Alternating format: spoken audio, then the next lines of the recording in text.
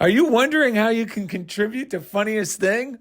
Don't flip out. Go to patreon.com/funniest thing. Whoa! Oh! That would have been crazy. Are you ready for a revolution in your thinking? We are. This is Funniest Thing. I'm Darrell. I'm Ed. Today's show is called Relax and Enjoy the Show with Satish Kumar.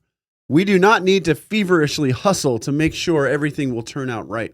We attract all that turns out right by being at peace. On this episode, Darrell and Ed make it clear that surrender relieves mental pressure and grants access to God's law of adjustment. God's law of adjustment always brings about miraculously good results. And during the second segment, Radical Lover Boy Satish Kumar, author of the book Radical Love, will help us relax our grip and enjoy the trip with today's reading, relax, and a lot more. So we're very excited. Our good friend, former guest on the show, a listener, practicer of these principles, Grace Dethridge, was so excited to recommend that Satish come on the show. So we are excited to speak with him during the second segment. You want to tell people how to be a member of the Funniest Thing Club, or did you have something else you wanted to?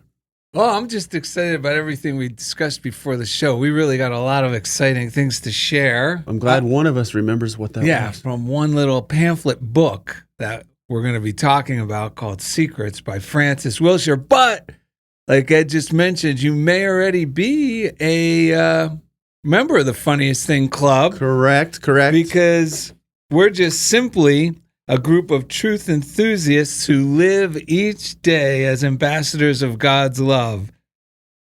As we consciously radiate love, we perform everyday miracles and experience better than expected outcomes. Yes. If you're already living this way or strive to, then you may consider yourself a member. And the best part is, we motivate one another by simply sharing how miracles occurred naturally in our circumstances as the result of living lovingly and expectantly. Yes. So it really is a great, I don't even want to say coincidence, a great, what would you call it? That we have Satish on, the Radical Lover Boy, author of Radical Love. I mean, it fits perfectly with what we're talking about. Serendipitous coming together of the right person, the right theme.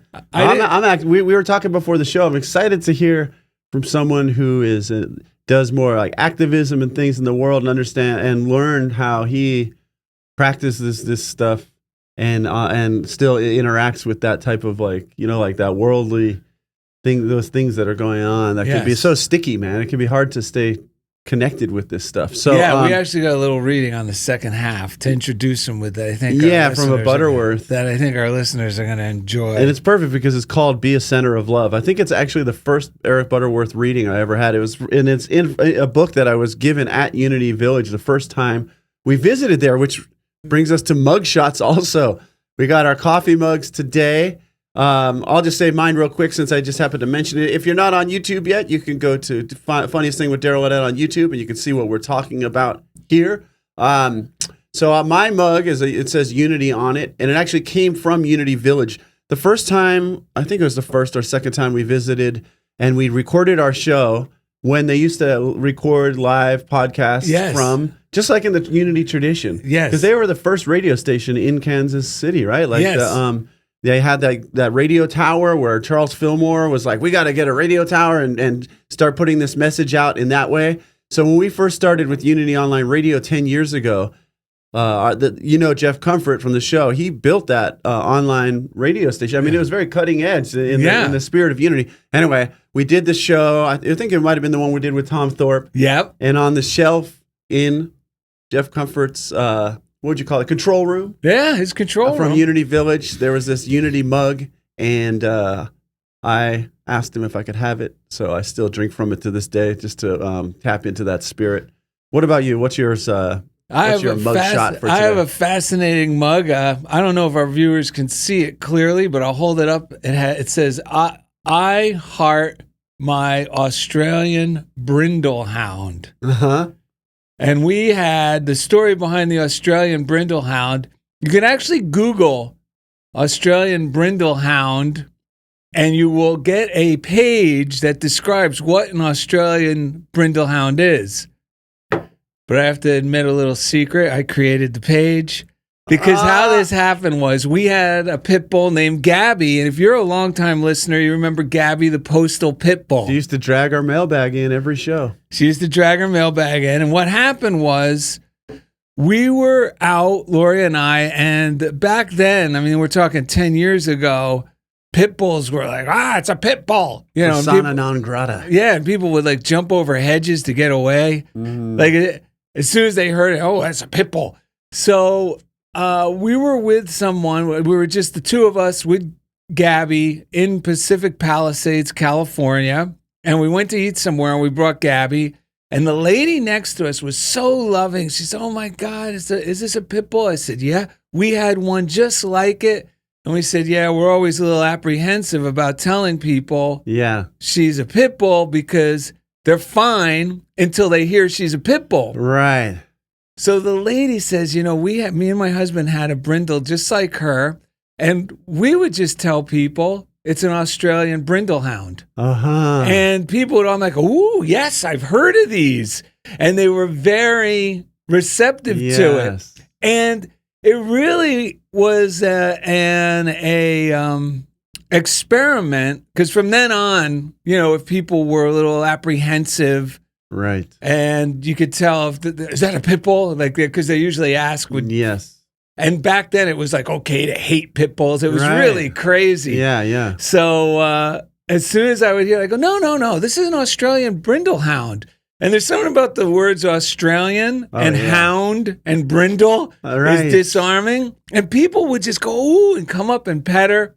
So it was an experiment seeing how you project things, or how you, it really is the power of words, really, which is what the power of prayer, because it's how you label something, even with thoughts, ideas. The way we judge things is what we receive. And as soon as I would say Australian brindle hound, and people go, well, isn't that being deceptive? Well, no, because her personality is an Australian brindle hound. Like, yes, the personality is, I'm just labeling the actual characteristics with its true nature, which is what the power of word really is, where we could transform situations, circumstances, and even people in our lives by changing the judgment or the words that we attach or project towards those things. Yes, I agree. I this morning, I've been practicing something I call unconditional approval, because I've been really reflecting on approval. Am I going for people's approval? Am I doing something out of love? And I realized that, like, rather than seeking other people's approval, I'm going to start blessing other people with my unconditional approval. And it's just like the changing the label from the scary thing, pitbull, to I approve of you wholeheartedly. Like, I have a feeling this is going to tap into what radical love, what Satish is saying. Yeah, it's about detaching with love. I am unconditionally loving you and approving of you, even if you do things that don't match up with my list of how someone should do something or how things should go. And it also, I feel like this morning, yesterday, I got into like, or was it the day before? One of these days I was in and out of this funk.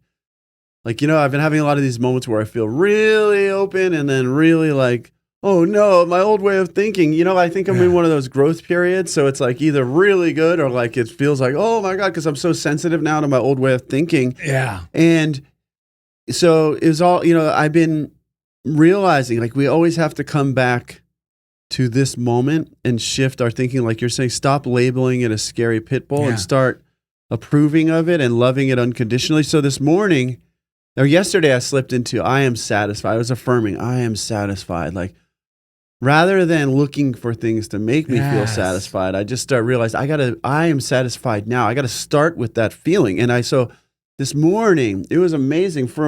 It was a moment where I was in this window of my consciousness where I just let myself be satisfied with every memory that came up, everything that in the past I've struggled with. I'm satisfied. I'm satisfied. it was such a wonderfully liberating feeling to just stop labeling it something bad and just, I'm satisfied. Because a lot of the labels that we picked up, especially when we were young, I realized they're someone else's. Especially, we talk a lot about being empaths. We take in, and I think everyone really is, we take in like thoughts and ideas and feelings from the people around us. Remember, Reverend Ike said, it's not just a thought when we're thinking someone else's thought, their whole personality comes with it. So people around me were not happy, like when we moved to California, like their story, they didn't adjust their story. We moved from New York to California when I was 5. And so as a little empathic kid, I think that noise of like thinking we had made a mistake all that stuff was in my brain, and I just carried it around, and it was too much. This morning I was like, that is way too much for a kid to be carrying around. And so I just switched it. That's not my story. My story is I'm satisfied with all of it. I love who I am. I love where I am. I'm satisfied and just relaxing. It's just allowing me to relax, enjoy the show. Just like when you call it a Australian brindle hand. Now you can relax and enjoy the show. It really is an exercise. And whatever we name, there's even in the Bible, whatever they named the animals or things. Well, I don't know what chapter that's in. I don't know if it's God naming them or Adam naming them. We're not theologians on this show, but we do use what we find and understand regularly. But it's the same thing. However, and Emmett Fox writes about it. So you got to be careful how we're naming situations. Yeah. You know, what was the thing he said? He said, instead of like seeing it as, oh my God, this is going to be a problem, he said, no, anoint it. You can anoint it a blessing instead. Yes. And now this is going to turn out in some miraculous way. It's funny that you're bringing up all these ideas of carrying around guilt from when you were little, because this whole week has been an exercise of me saying, you know what? It's life or death. I am not going to be motivated by guilt. I've allowed guilt to motivate me too long, meaning when I mean guilt, the motivation of whenever you feel obligated, that's guilt talking. Mm-hmm. I didn't know this. I mean, I know it now, and I've known it for years, but I don't always break myself free from it, and I give in, and it's always to my own detriment. And because of that, this week I've been thinking, where the hell does all this guilt come from? Because I could think of numerous, and all the way back when I was 8 years old, when I was thinking right from the beginning, I took on guilt for things that weren't even related to me. I was at my grandparents' house on New Year's when my grandfather was murdered, and I was there. But when the parents came, when the adults showed up and we're talking about it, I was like, oh no, I better not let them know that I understand what's going on. Like somehow I'm bad because of that. Right. So I hid so they wouldn't know I was there. And I didn't come out till everything, because it was all chaotic and the ladies went upstairs or whatever. So then I was able to sneak out and kind of play it off like I wasn't privy to any of it. Right. And no one really paid any mind to me because it was such a horrific thing that had happened. Yeah. And so I was like, holy cow. All the way from that is like the bottom line guilt, feeling shame and guilt and oh God. And that is the same thing that even when a little thing happens today that I'm aware of, that I think, I better not say anything because I don't want to hurt their feelings. Right. We talked about something this morning. Like, I don't want to say anything because it might be taken the wrong way. So I'll just eat it. But of course, Ed and I, this is just how we get it out with each other. We say it like how we would normally relax so that we could disengage and come up with a healthy solution. So Ed and I both talked and we're both like, yeah, we don't have to do anything. There's another way of handling this. Right. Where, this is the way and it'll be peaceful for everyone. But I have to realize that when I am thinking that way of either running from something or feel I have to hide or I feel ashamed or better not say anything or feel I better do something or I might get in trouble. Yep. That is guilt. And healthy people don't react from that place. They don't make decisions from that place, however small. So this whole week, I was like, boom. And some things came up about my mother this week. Oh, that's right. So I have to be I will not. It's life or it really is life or death. And what you were saying, life or death, about guilt when we were in the car the other day. You were saying how it really is life or death because feeling guilty. Right. Because there is always a life. Life is eternal. Yes. Well, what I was just saying too is that they're really what most of us think of as death, this thing to be feared, isn't even real. Yes. Death is something we experience when we're in this life and we are not allowing ourselves and our life force to flow through us. When we're damming the flow of our own joy and enthusiasm. What you were saying made me realize, like, I had this fear, and I think this is why what we're talking about is not about packing the musket and holding it all in and pretending you're relaxed, because I tried to do that for a long time. It doesn't work. No, folks. that's when a lot of times you get in spiritual communities and people go, they like do these like overly strong deep breaths to like push down the real stuff that wants to come out. And I was thinking, what you were describing, what I can relate it to is like in the past, I was afraid to emotionally take up space. Like there was something wrong. Because I thought if I emotionally express that, then that means then I have to react to it. Oh yeah. So one of the things that I got that was good from that spiritual psychology master's program thing I went to is that whole, what's it called? The self-counseling thing is, and there's a lot of different versions of this, like where you write out, whether it's morning pages or whatever you want to call it, free form writing, but let it all come out. The fear, because what's the negative side effects of all of these emotions, it doesn't come from just feeling it and experiencing it and even expressing it.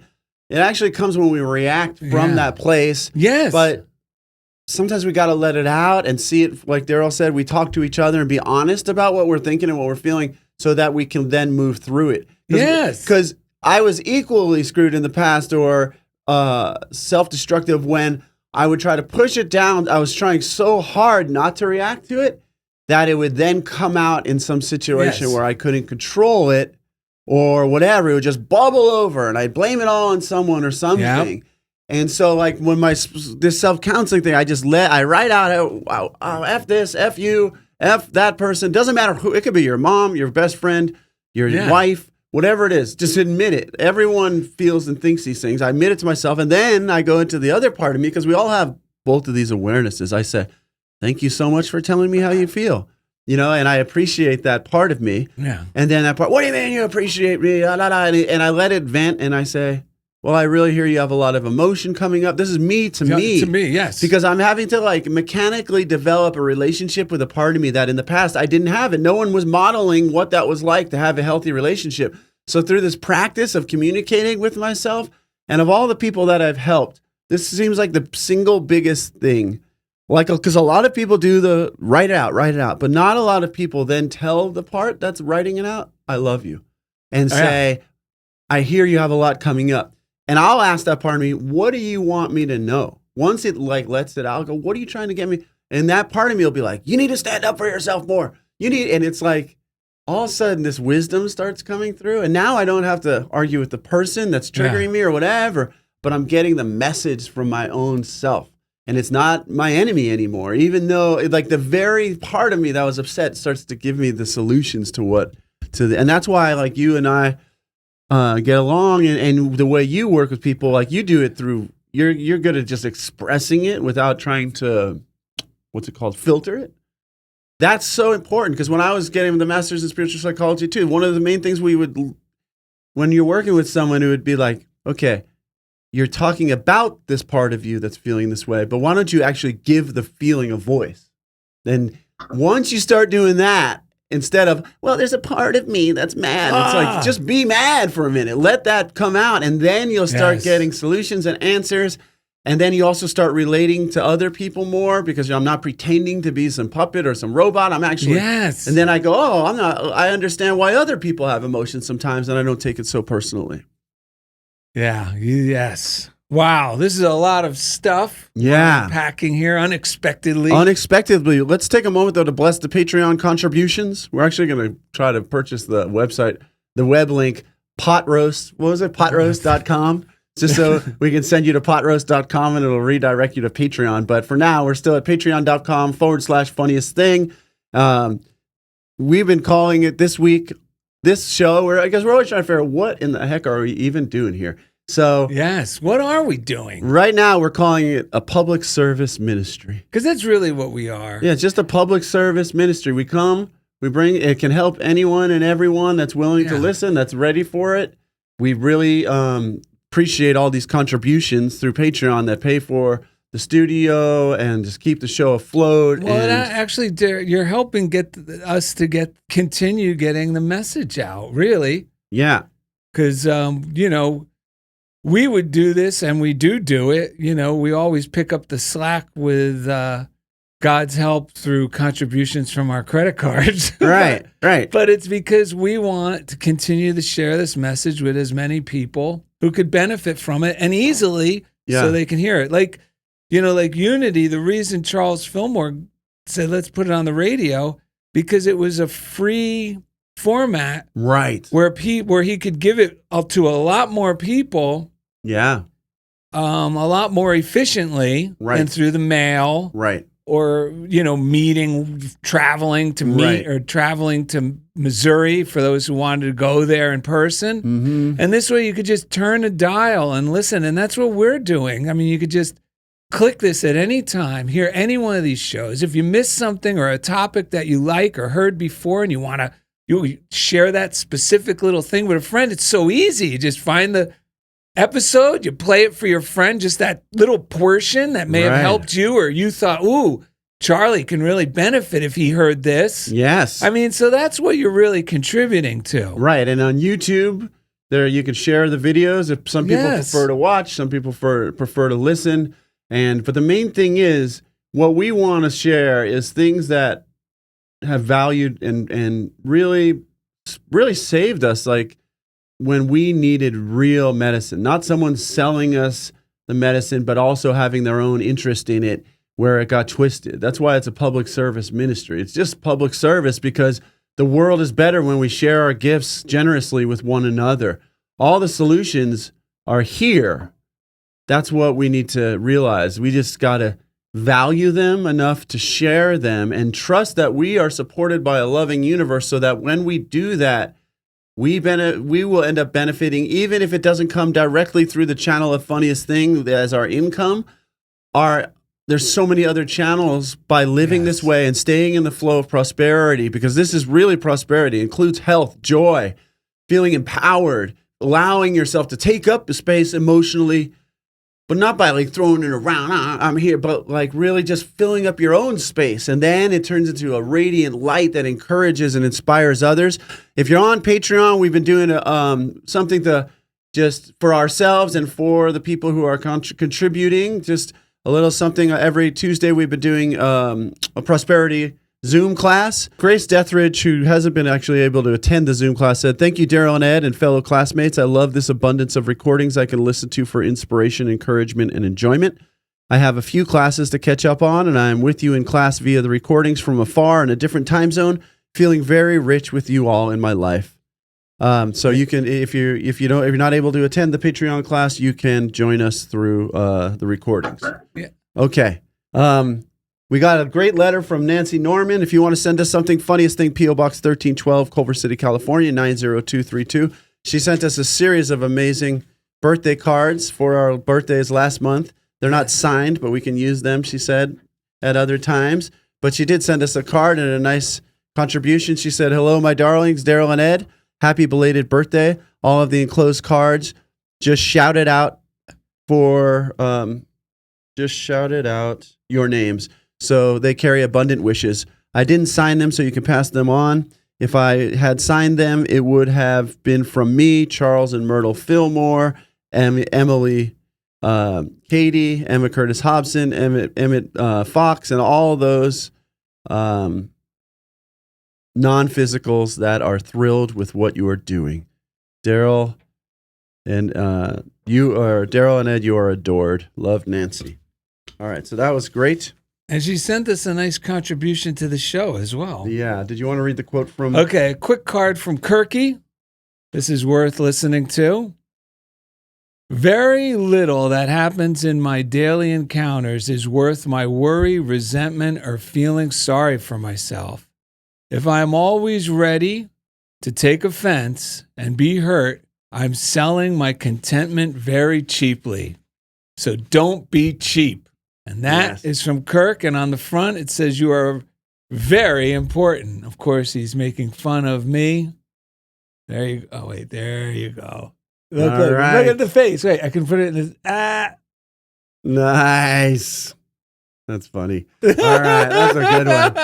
All right, let's thank Chief Engineer Jeff Comfort, because each week he takes us right into the comfort zone. Yeah. Chief Engineer, Indy out here, Indy Fawcett, CHOBO. Look at this guy. I got my prosperity cigar. If you go on the YouTube, you can see it. Oh, yeah. How you doing today, by the way, besides prosperity cigar?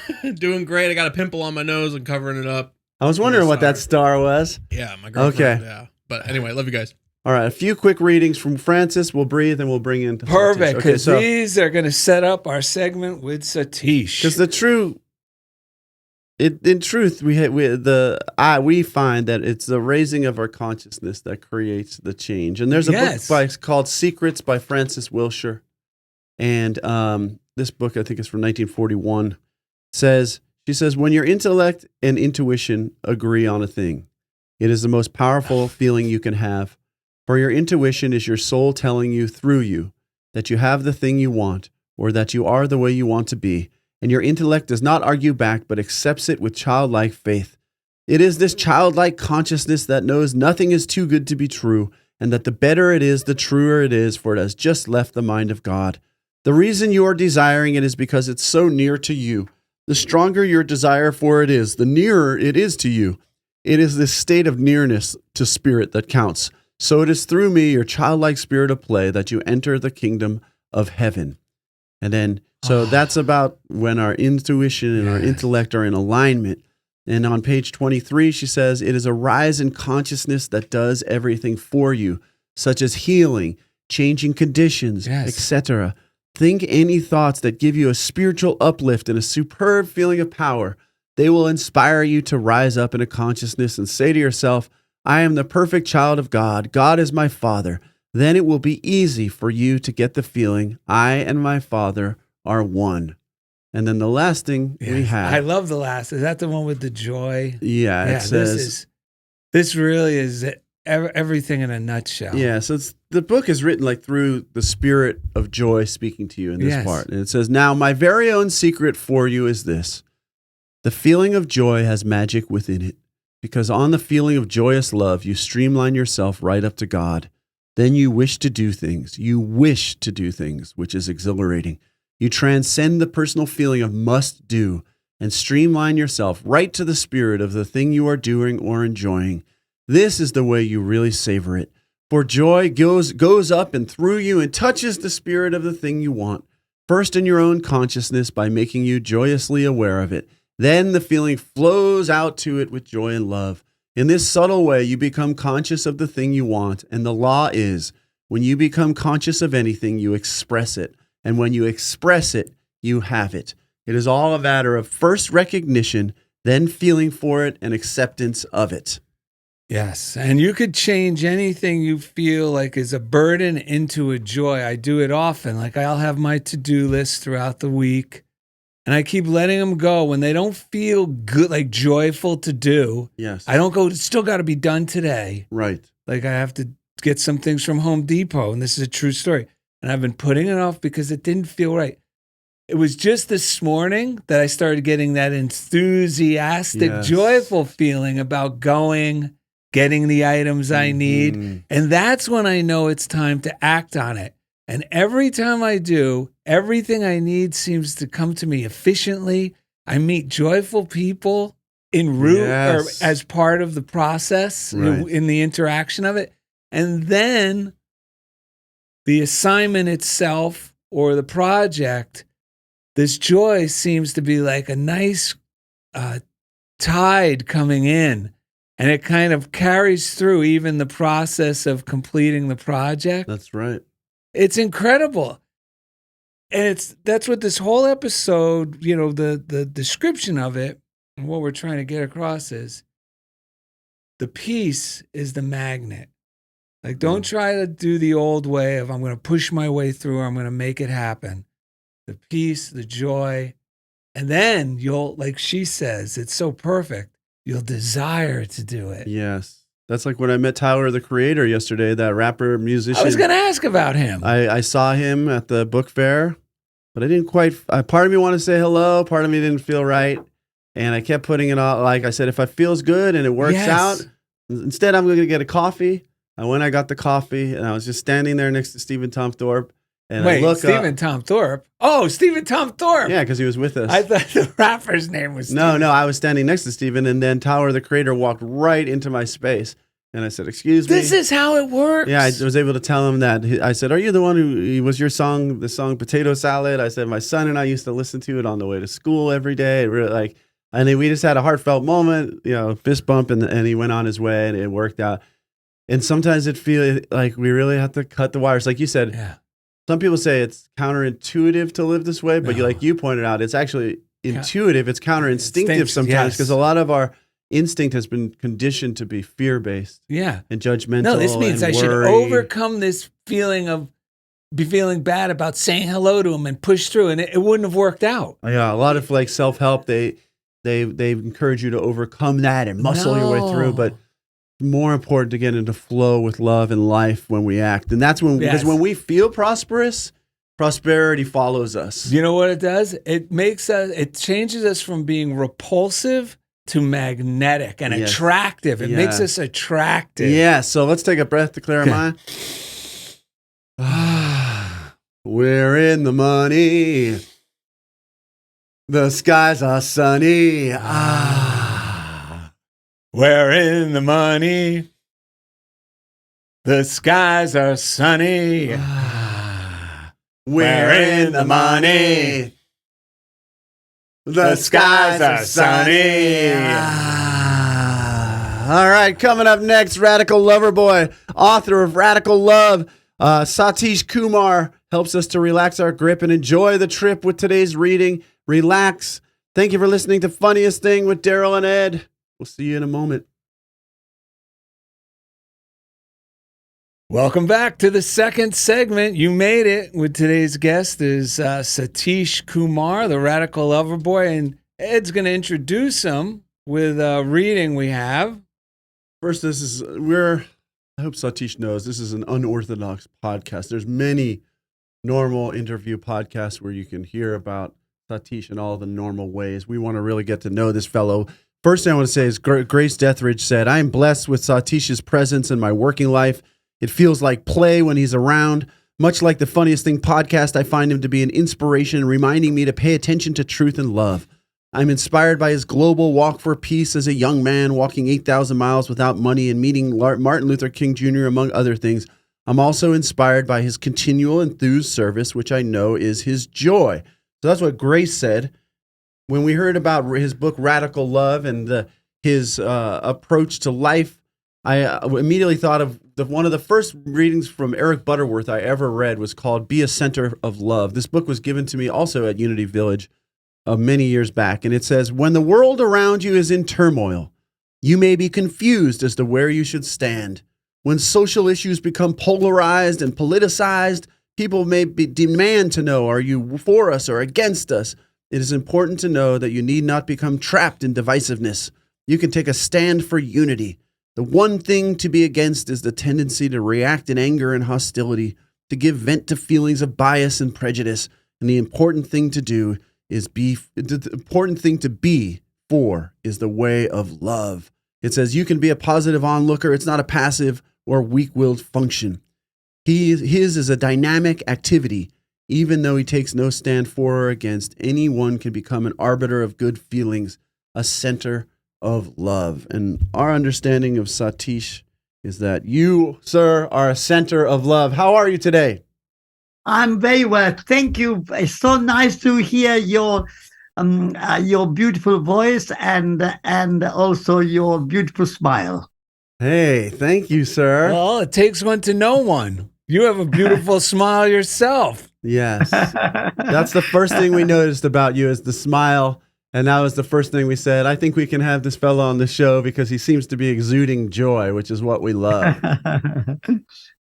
So, first of all, having listened to the show, do you have any thoughts you want to share related to anything you've been hearing? I mean, you have captured in a very beautiful way that rather than being against someone or being for someone, and polarization, I think love transcends all those opposition, and we are all one together in the journey of life and a journey of transformation, and that companionship is without judgment.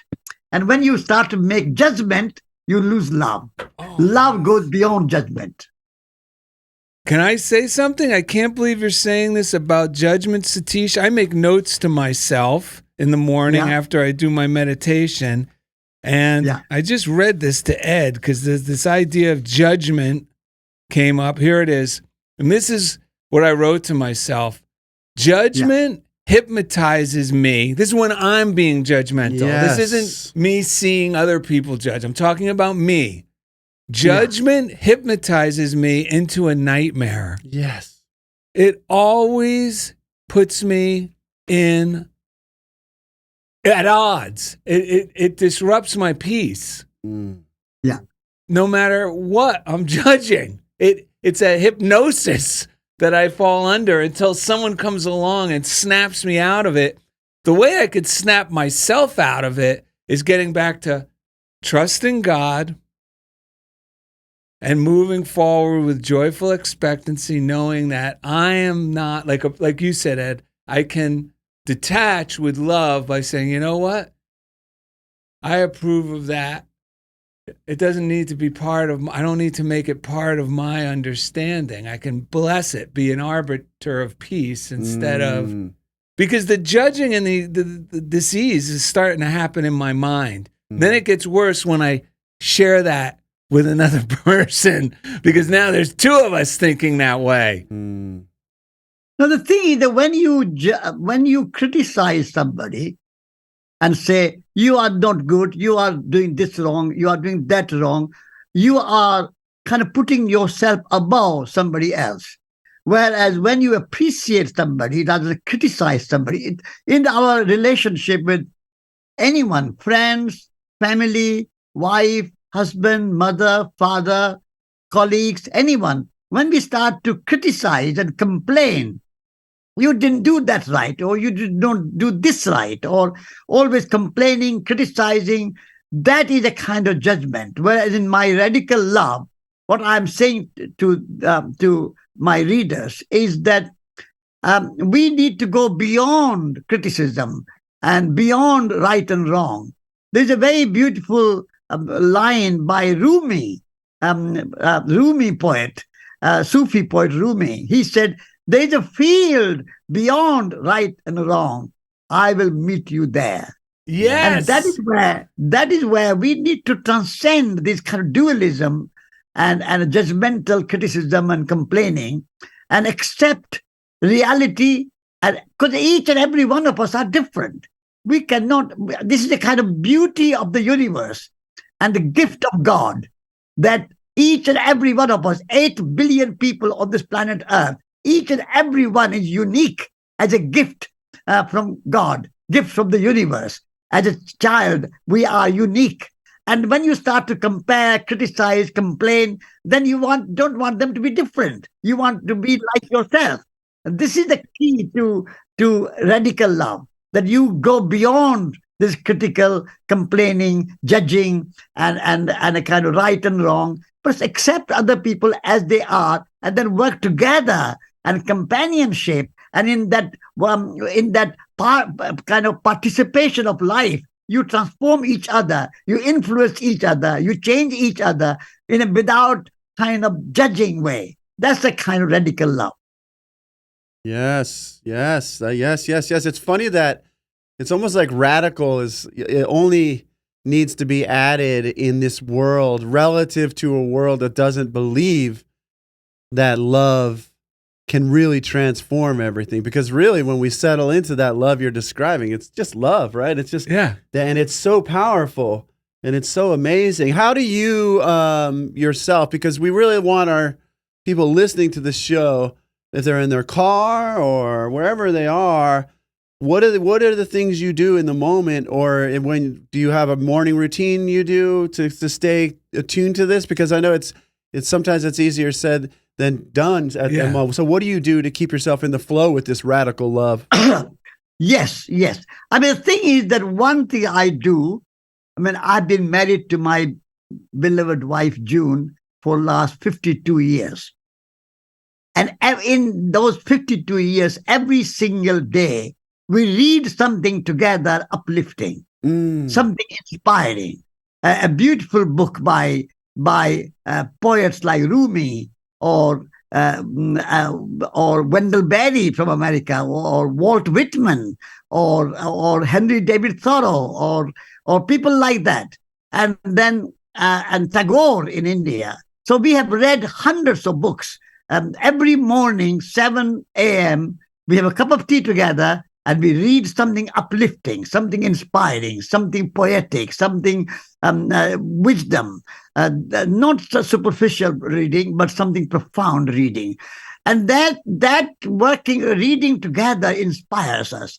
Then I also, I write books, like I have written Radical Love, but I also enjoy working together in a garden.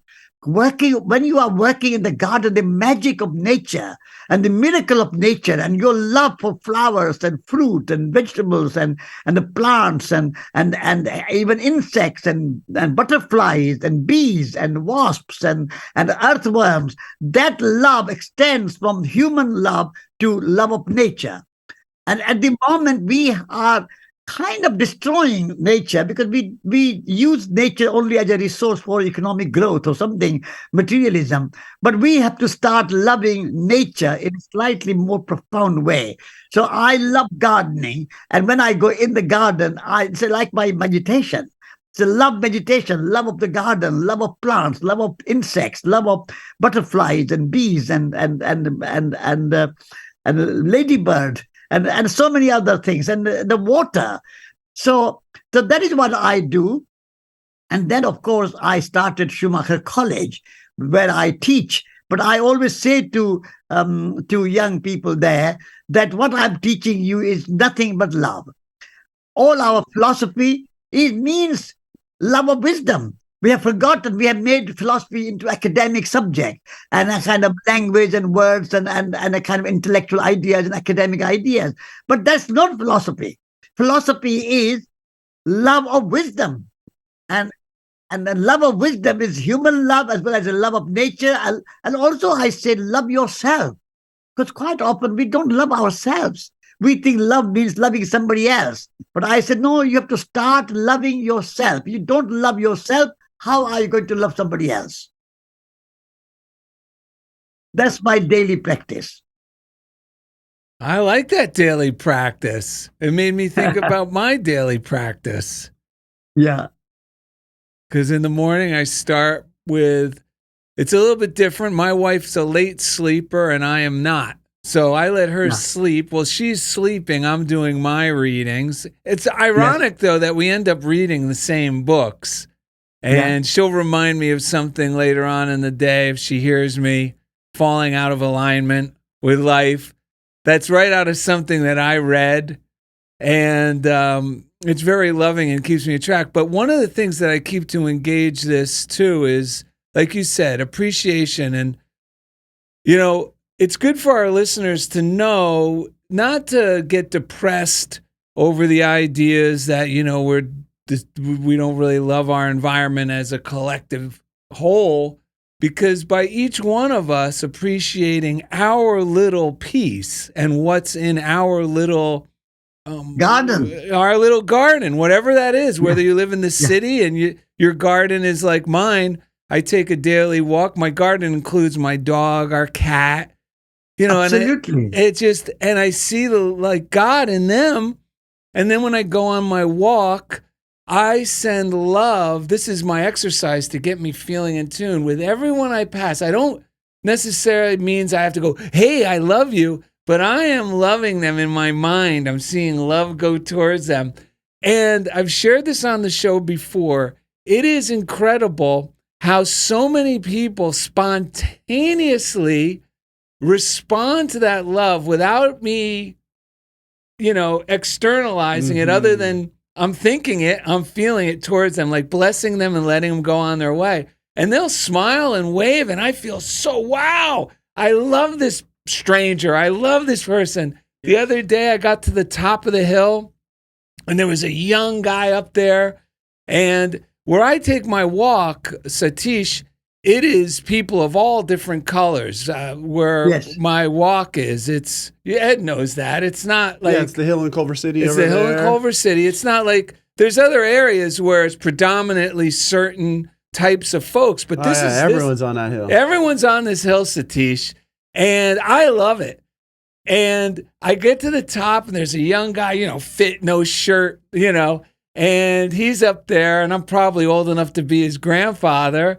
And I notice he has this really nice camera, So I said, that's an awesome camera you got there. And he goes, oh, yeah, I just got it. I'm looking at it. I go, does that send the actual picture out of it? Right. And he goes, yeah. Want me to take your picture? And I'm like, okay. He took my picture. His name's Daniel. I told him, man, you just made my day. But it really is like, this is the stuff that gives me chills. When I was very young and misguided, I thought, what's the use if I can't participate in something much grander than these ideas? But these ideas are the grand ideas. These actions are the grand activities. Because you working your garden. The moment you put, Darrell, the moment you put love in ordinary something, the moment you put love in it, it becomes extraordinary. Yes. That's ordinary is transformed into extraordinary just with that love. Yes. And it doesn't end. Exactly. This is why I put the radical and love together. Because sometimes, Darrell and Ed, some people are very radical activists. They want to change the world. They want to do this. They want to do that. They're very great activists, but they lack love. Yes. And other times you see people who are very loving, very, very wonderful, but they lack a bit of activism. But somebody like, as you in your introduction, you said, I had a great privilege of meeting Martin Luther King. And I found him combining radical love, because he was absolutely embodiment of love. When I met him, I was sort of aura of love around him, kind of embodiment of love. And at the same time, he was very radical. So this combination of being active to transform the world, like Mahatma Gandhi, the another example of radical love. Acting to transform the world and yet full of love in their heart. No hatred, no revenge, no animosity, no anger, but out of love you act. And that is what I want to bring together. Those who have love in their heart, I want them to be a bit more radical. And those who are radical activists, I want them to be a bit more loving. And when you love and radicalism come together, then we can make a beautiful world. And which is a beautiful world already we have, but we can make this even more beautiful.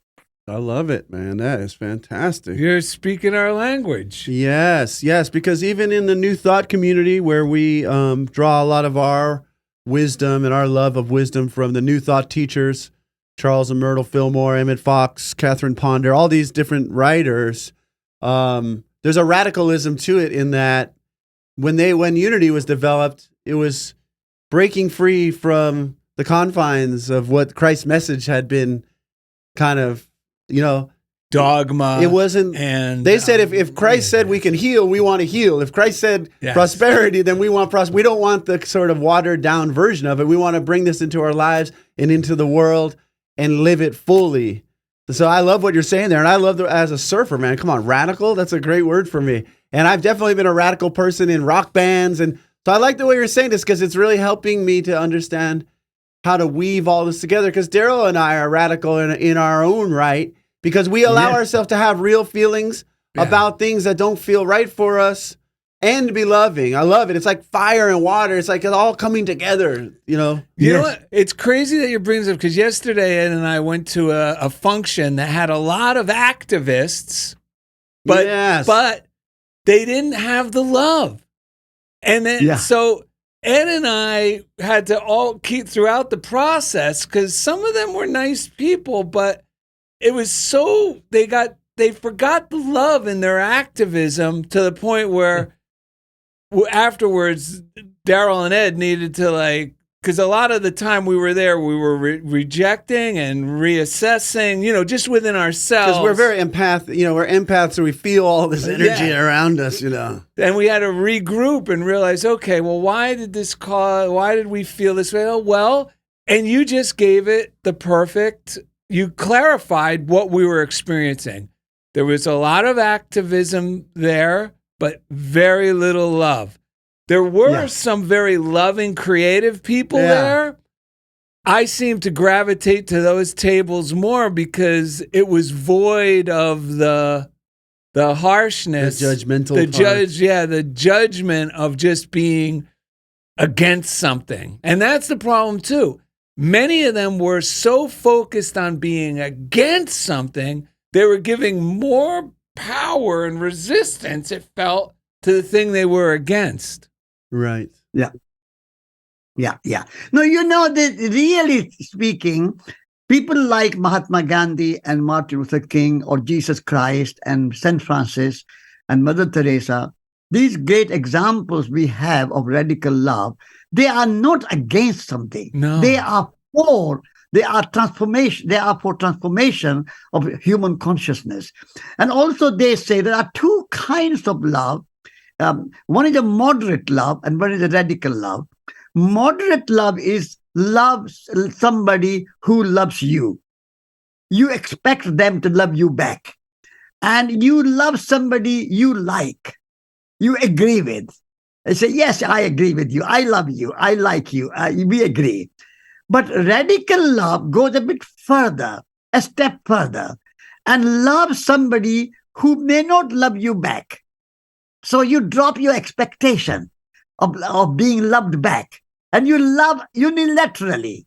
Unilateral love, unconditional love without expectation that I will be loved back. And that's a kind of Jesus Christ, I think, is a supreme example of that you love without expectation, without even people you don't agree with, even if you don't like somebody, and you love them. They are humans. They have a heart. They have a possibility of transformation. They have a possibility of lifting their soul and finding God within. Each one of us have God within.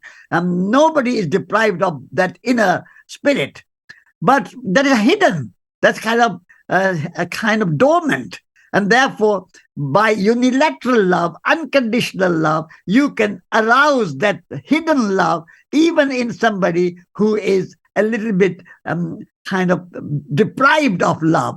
So you can evoke that love by unconditional and unilateral love, even without expectation. That is a kind of love that I want to promote, that you love without expectation. I agree, man. I agree wholeheartedly. And I think, that at the essence, this is true love. Everything else is a grabbing for things. The thing I love about the Christ is when in the stories in the Bible, he did not come to the beggar and say, oh, I feel sorry for you that you're a beggar. He basically said, you don't need to beg anymore. You are whole. He saw the wholeness within the person who thought, he healed. And a lot of the stories are about someone who was already, like he's talking to crowds of people but it was the people who had a receptivity. No matter who they were, they had a receptivity to receive that Christ. And those were the ones who were completely transformed. And then he blessed the rest. And if they didn't want to receive it, he shook the dust. You know, remember he told, who was it, Paul or something, shake the dust off your sandals and keep moving. I still love you. And keep moving, because he knew love as the truth that sets us free, right? That's what I think about the radical part of it. We have to find the thing that we love and know and understand so well and stay true to it. Like whether it's gardening or cars or whatever it is that we love in our heart and it's the radical, I think, is the part to stay true to it. Like I work with children. I work in special education. I have a really good knack for psychology and working with kids. And it's the radical part for me is when the institution that I work for says do it this way or that way, I ignore a lot of the things because I know what works and I stay with it. And I do it lovingly. Exactly. I don't argue. Yeah. I just keep doing it the way I know. You know, when Ed, when I was walking around the world. Yes. I walked from New Delhi to Washington, apart from the Atlantic Ocean, and 8,000 miles. It took me nearly 2.5 years.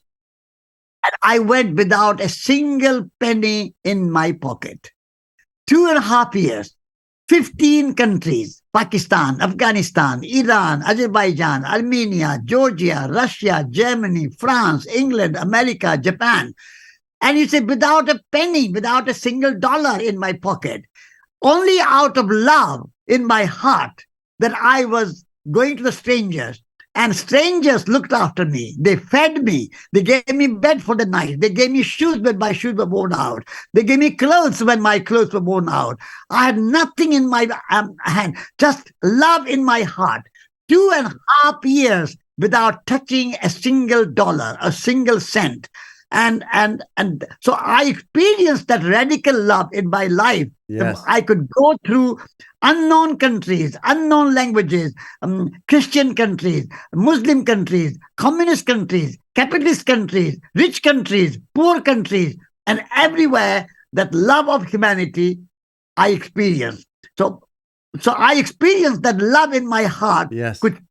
So without my money, if there was a checkbook, it was a Visa card or credit card, my love was my credit card. The love was my Yes. The love was my dollar. Love was my currency. Yes. Well, that's why these teachers we read called a principle. Love is principle. When we have love, it draws love back to us.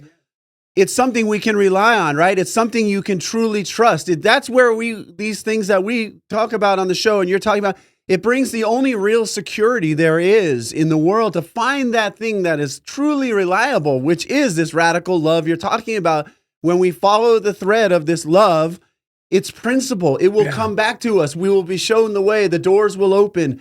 Our health improves. Our joy, our relationships improve because it's the first time in my life I feel secure in these principles of true love. And they work no matter where we go, like you're describing. Well, that's amazing. And it's a great example of how we don't have to fight for opportunities or scheme for opportunities.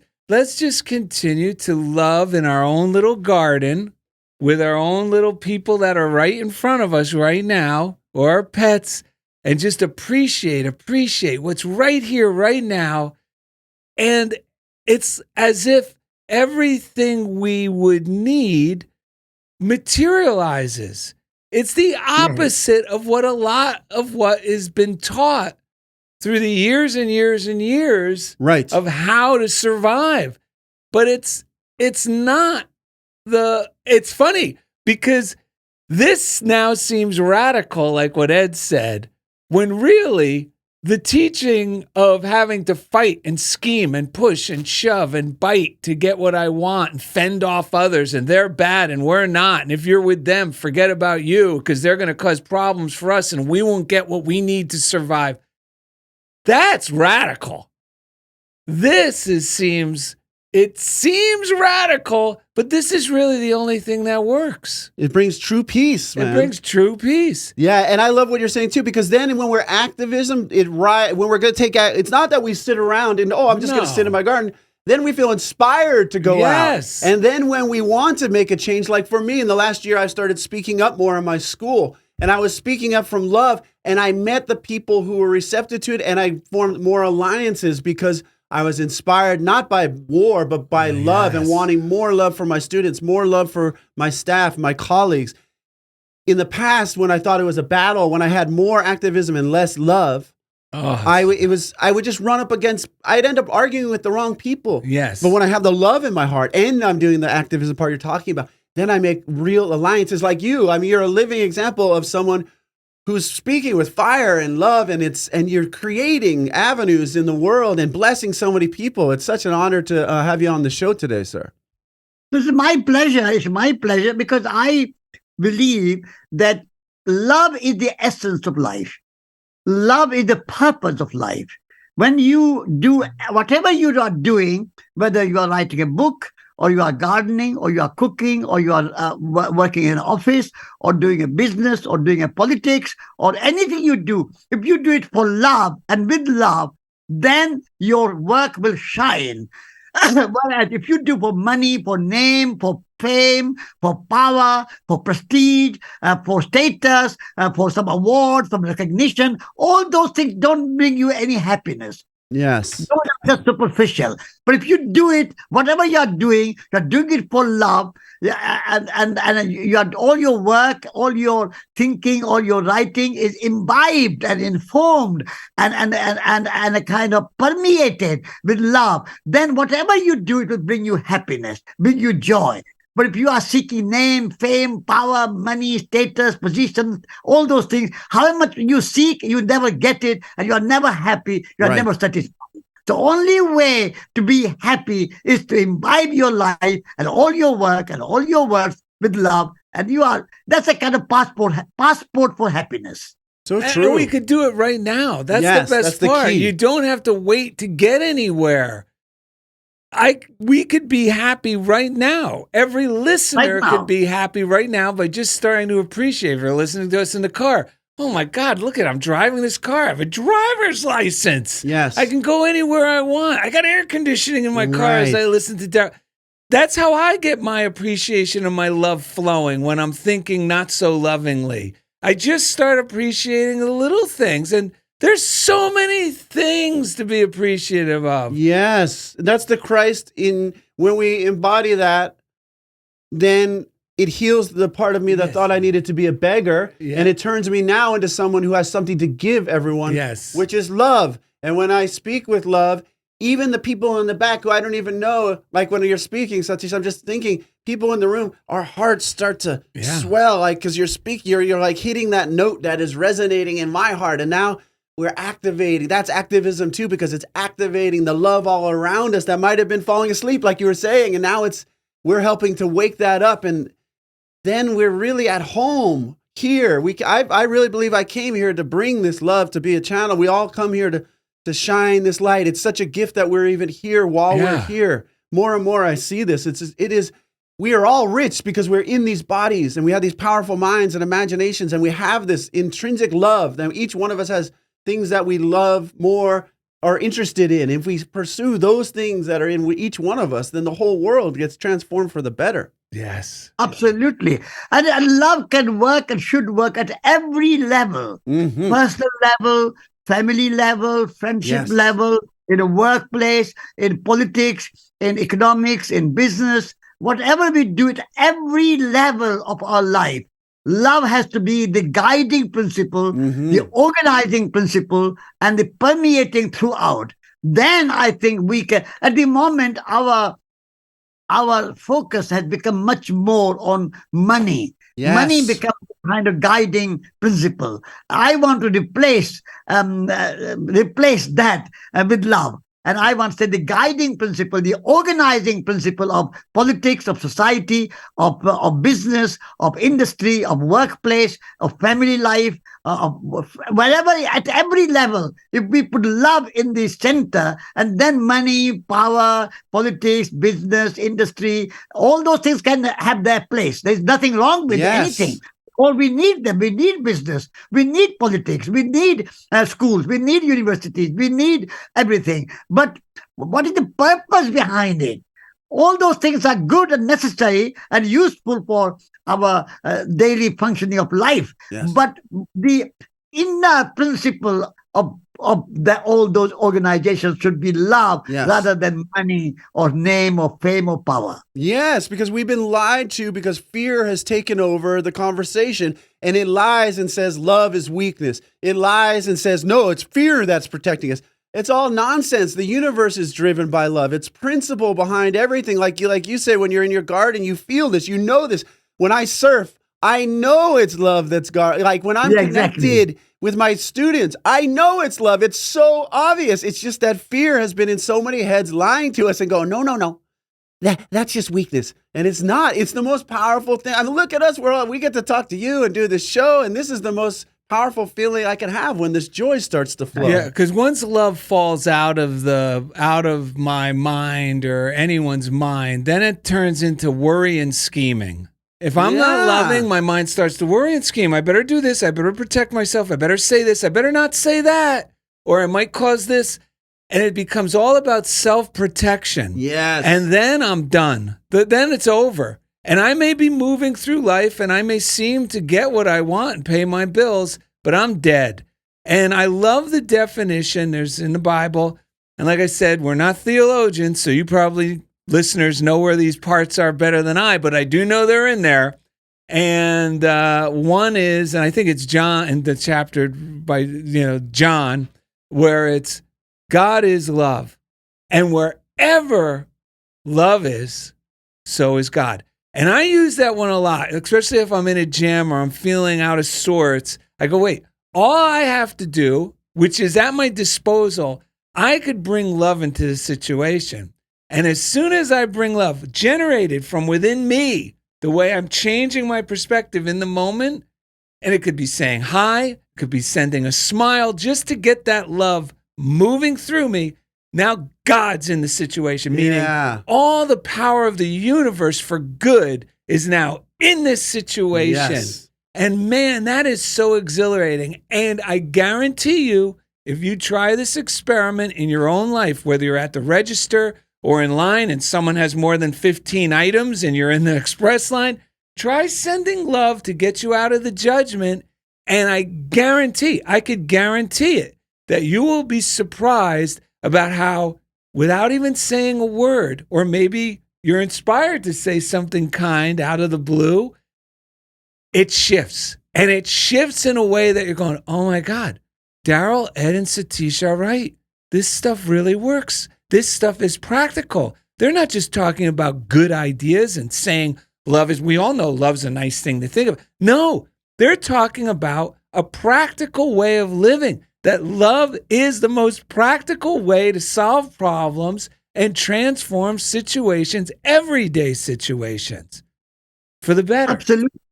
Absolutely. Because you said very rightly that God is not a person. God is not somebody with a long beard and the clouds. God is love. Yes. Love is God. And God is love. If you believe in God, then you believe in love. Yes. And then love permeates throughout. Sun loves us and therefore gives us life and light and warmth. Yes. And the rain loves us because they quench the thirst of everyone without any judgment. Water does not discriminate against anyone. You are a king, you are a beggar. You are a priest, you are a prisoner. You are a saint, a sinner. You are rich or poor. Whoever you are, water loves everyone. I love it. Yeah. So water quenches thirst of everyone. So we are 70% water. We have to make water as our teacher, a guide, spiritual guide, and say, like water quenches the thirst of everyone, I will quench the thirst of everyone for love. Yes. And that is God. God is love. Love is God. God is not a person. And God expresses itself through water, through sunshine, through air we breathe, and the soil which gives us, nourishes food. So love is the fundamental principle of life, and that is God. God is not a person. God is love. Yes. Did you see that reading, Relax, that we sent to you, Satish? Do you have that reading? Yes. Because that talks about water. Would you mind reading that for us? Yes. Let me see. Let me see. Yes. We'll find it somewhere. Hey, man, we are radical lovers. You got us, man. We are hooked. We encourage everyone to be a radical lover, man. We are so blessed that you are here today. This is awesome. This is really giving us a lot to think about. Like, you bring so much energy to this. Well, you know what I love that you bring? Yeah, here is the reading. All right, let's hear the reading. He's A ready to go. stream flows before me, reflecting the expanse of the sky. Rays of sunlight glistens on the surface like diamonds with each gentle movement of the water. With little effort, the water flows free of resistance. I match my breathing to the rhythm of the spring, taking my cue to loosen and become more fluid like water, just as sediment and sand settle to the bottom of the stream. I feel my body similarly relaxing. All anxiety and restlessness begin to fall away. Free of tension, I become open, unwinding from the pressure I had been carrying. When stress and worry tell me to push through, I remember the water's wisdom. I move with increasing ease, going with the flow instead of resisting it. This is beautiful. This is why I thought of water as a kind of water loves all living beings. Water nourishes without discrimination, without judgment. We started our talk with judgment. Water makes no judgment, no discrimination, no any comparison. Everyone who's thirsty, have water, whoever you are. Love is without discrimination, without judgment, without putting, I love somebody who is good and I don't love somebody who is not good. Water does not say, only good people can drink me. Bad people, sinners and prisoners and criminals cannot drink me. Everyone can drink. Yeah. That's the ultimate love. The love your enemy. As Jesus Christ said, water loves everybody and water has no enemy. I have no enemy, Darrell and Ed. I went through Muslim countries, Christian countries, communist countries, capitalist countries. I said, you are all my friends. Yes. Whoever you are. It's only label. Being a Hindu or Muslim or Christian is a label. My religion is love. The whole cosmos is my country. Whole planet is my home. Yes. Nature is my nationality and love is my religion. Then I can go to Pakistan or Russia or China or America. I can be with Hindus and Muslims and Christians. Doesn't matter. Love is my religion. And then I can be a Hindu or you can be a Muslim or you can be a Christian. Doesn't matter. As long as love is your religion, that's a true religion. All other religions are just a kind of expressions of love and a kind of name and a title and a label. But you have to go beyond label and say, cosmos is my country, planet is my home, nature is my nationality, and love is my religion. Yes. All our animosity drop away. Whoa. Well, now we know we got to wrap this up because you got to get going. Yes. But we do have a little story you might not remember, Satish. Yes, we sometimes find stories on the internet that may or may not be true, but we'll find out. By the way, check out Radical Love, the book by Satish Kumar. Check out, he has so many great interviews on YouTube, where you can find out more of the traditional interview style.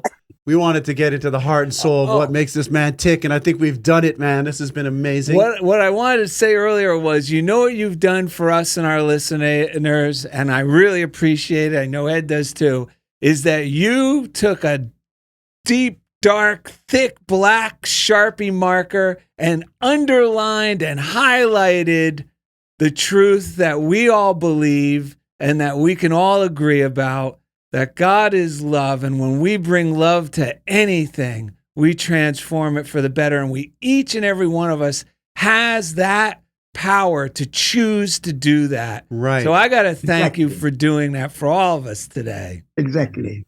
Yeah, and you know what? When you were talking about water is a teacher about love. Because this is what has saved my life, is that I realized love is always loving through me, unconditionally, available all the time. It's just a matter of, am I letting it in? Am I in alignment with it?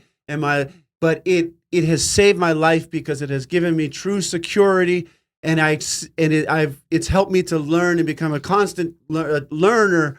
How do I keep seeing everyone else as unconditionally loved? How do I see myself as unconditionally loved at every moment? And it continues to change my world. And I love that you wrapped up the show with talking about these are just labels, because we opened the show with talking about labeling my former dog a pit bull or an Australian brindle hound. Right. You know, and it's how we perceive things. We tend to label them, and let's throw out the labels, and we could put love as the label on everything.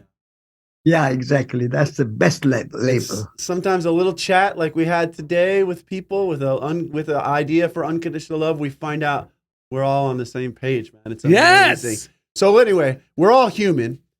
We all feel grumpy about work sometimes. Even Satish, even Darrell and Ed over here, we get snippy with each other. One day, Satish took his 8-year-old daughter to the office on a take your kid to work day.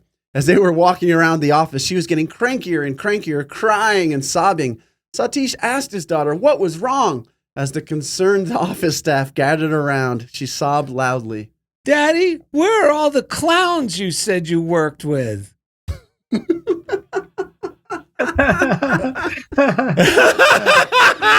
Now we have a song from, who are these guys? The Reclaimers. The Reclaimers. Proclaimers. I don't know. Are they the Reclaimers So this or one goes Proclaimers? We got a song for you, Satish. Okay. Because when he wakes up, well, we know he's gonna be the man who wakes up loving you. And when he goes out, yeah, we know he's gonna be the man who goes along with you. And if he gets drunk, well, we know he's gonna be the man who gets drunk next to you. And if he havers, hey, we know he's gonna be the man who's havering to you. Satish would walk 8,000 miles, and Satish would walk 8,000 more, just to be the man who walks 8,000 miles to fall down at your door. Visit DarrellandEd.com. Satish, radical love, we love you. To find links to everything we do. And once again, thank you for being a part of Funniest Thing with Darrell. Satish would walk 8,000 miles, and Satish would walk 8,000 more, just to be the man who walks 8,000 miles to fall down at your door. Wow. We love you, Wow. Satish. What a lovely show. Thank you very much, both of you. You are amazing. You are wonderful. I love you. We love you. You have such a lovely heart. And may your show go from strength to strength, and may it inspire many millions of people around the world. Thank you. Oh my God. Thank you, Satish. Thank you. Yeah. Tell your wife we said hi too. Tell June we love her too. We love her too. Okay, I will. Thank you. Bye-bye. Okay. Bye-bye. $500. Really? See, $200 for you, sir. $100 for you. What the heck? Oh, no. $100 for you. No way. Are you serious? Yeah, I'll give you 100. Let's see what's on Of course. Thank you so much. When you record your podcast at CHOBO Studios, you're helping people in need. Here at CHOBO, we take a bold stance on helping the community by giving away 10% of all revenue, not just profit, to kind, hardworking people in the streets of Los Angeles. And thanks to all these wonderful podcasters, we've been able to give $1,400 this year alone through our kindness initiative, CHOBO Kindness. Brought to you by CHOBO Studios, LA's premier podcasting powerhouse. Follow for more.